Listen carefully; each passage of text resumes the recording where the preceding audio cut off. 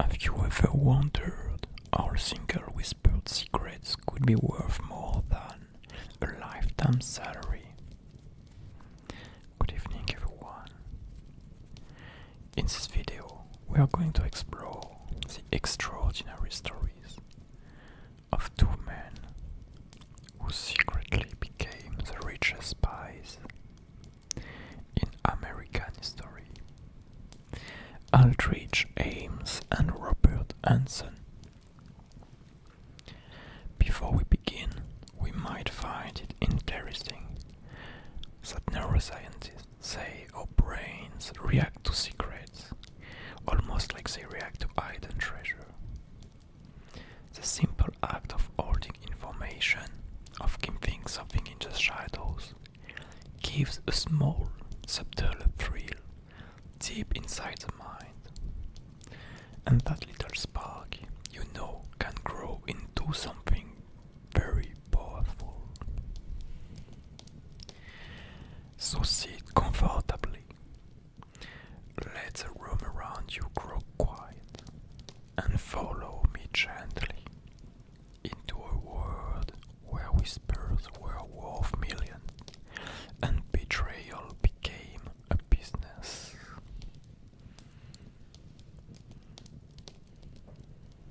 Picture this for a moment. A world divided into immense blocks, each trying to read the mind of the other. The late Cold War was not just about missiles and borders. It was also about knowledge. Tiny pieces of information that could shift strategies, save lives, or end them. In this global chess game, the KGB had a simple rule. High-value secrets deserve the high-value payments, sometimes in cash, sometimes in diamonds, sometimes in quiet promise.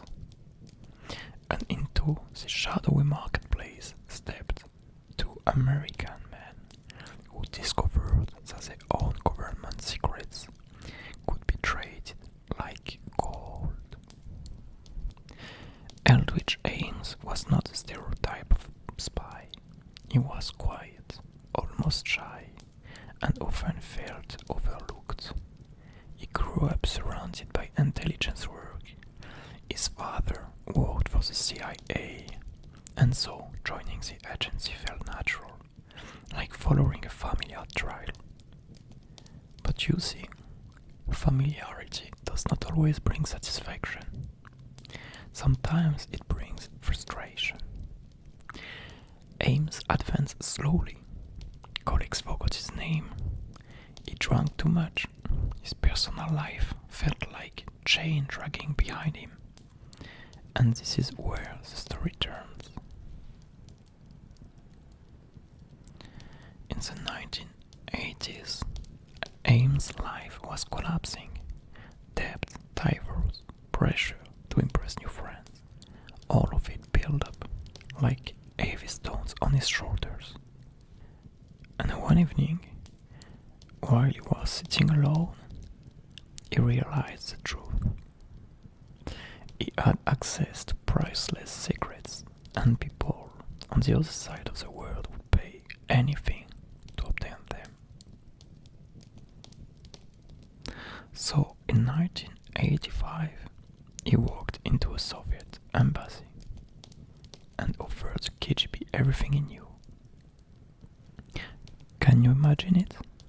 A CIA agent walking quietly to a Soviet embassy. It seems unbelievable. Just one conversation in a calm office, and the Cold War shifted. Ames identified every valuable CIA asset operating in the USSR. Dozens of names, dozens of lives destroyed by him. The KGB paid him more than $2.5 million, the largest amount ever paid to a CIA officer turned traitor. He bought a luxury house, expensive suites and colleagues whispered, "How can he afford this? How can he?" The CIA was shaken. Agents disappeared. Missions collapsed. A cold fear settled in the halls of headquarters. And yet, for almost 10 years, nobody could find the leak. Can you believe it? 10 years. Eventually, investigators followed the money. Ames made mistakes, deposits too large, purchases too visible. In 1994, he was arrested outside of his home. Calm, composed, almost relieved, as if the secrets he carried had become too heavy for his shoulders. And this is how he met his end. And now let's talk about Robert Hanssen. Let's see. Robert Hanssen was different. He was quiet, disciplined, devout, and intensely private. A man who moved through the FBI like a shadow. He admired spy novels. He admired clever double agents.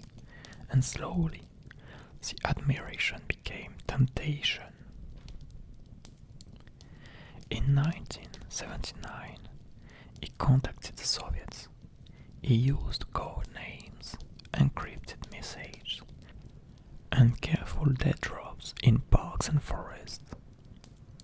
You might notice his style was almost cinematic, but always extremely cautious.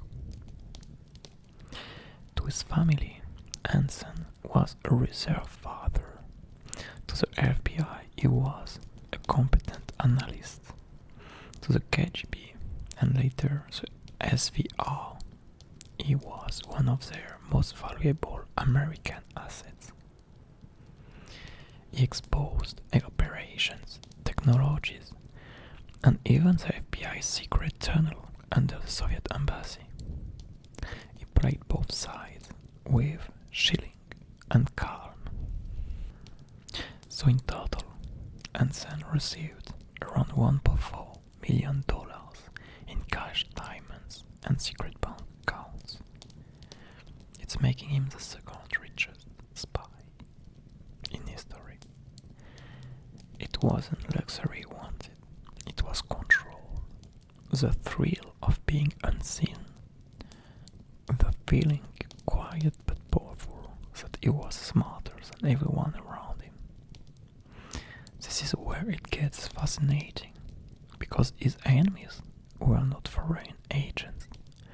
His real enemy was boredom.